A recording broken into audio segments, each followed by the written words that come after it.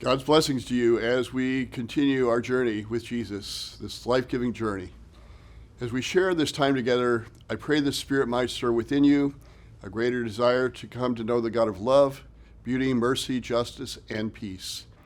May this reflection spiritually feed you, that you may better honor God's love and faithfulness to you in the ways that you faithfully care for yourself and for others.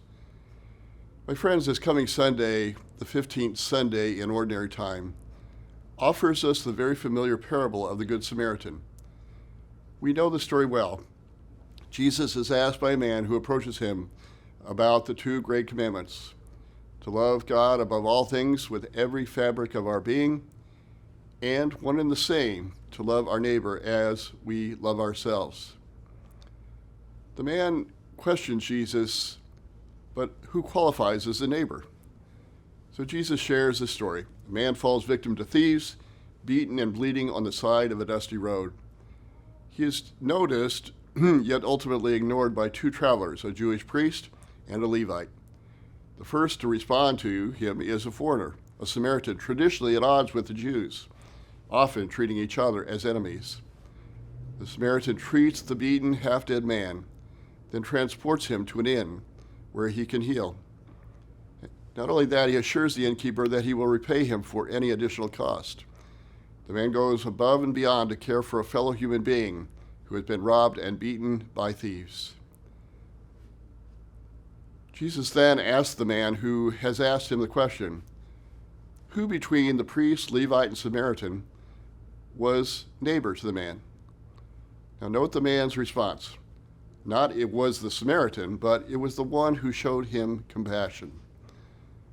No need to distinguish which social class the person came from. Perhaps the man intentionally avoids saying the Samaritan, but is the one who showed him compassion. An interesting insight in this story can actually offer us not one but two neighbors in Jesus' example, both the Samaritan and the suffering man on the side of the road, or in Jesus' mind, the man who showed compassion and the one who required compassion. It is clear that Jesus' definition of neighbor is really absolutely everyone. For at one time or another, we are all in need of compassion. And if we are truly attentive to what is happening around us, we are the ones not restricted by human law, but we are required by the law of love expressed so beautifully by the two great commandments, to extend compassion to any and all we encounter who are in need. In this Sunday's first reading from the book of Exodus, Moses makes it clear to the people of the promise that this call to compassion is not something that comes from outside of us, just comes out of the blue. Listen for a moment.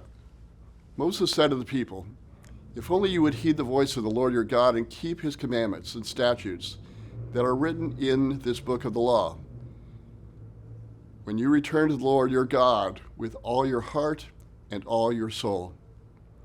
For this command that I enjoin on you today is not too mysterious and remote for you. It's not up in the sky that you should say, who will go up in the sky to get it for us and tell us of it, that we may carry it out.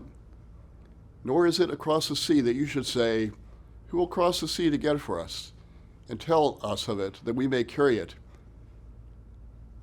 No, it is something very near you already in your mouths and in your hearts. You have only to carry it out. Absolutely beautiful. It's already within us. For some of us, it is clear. For some of us, it is obscured by the injustice of life, by our own bad decisions or pain, trauma inflicted on us. But it is in all of us. And it's our task to continue to remind each other that the God of compassion is already and always in our hearts. On behalf of the Catholic Christian family here at St. Agatha, I want to thank you for the ways that you continue to allow the Word to work through you, with you, and in you. I hope you can join us for our celebrations this coming Sunday at 8 a.m. in person or online, or at 10:30 Mass in person. Either in person or online, we welcome your participation in our community prayer of praise and thanksgiving. please take the time to share this video with others on Facebook.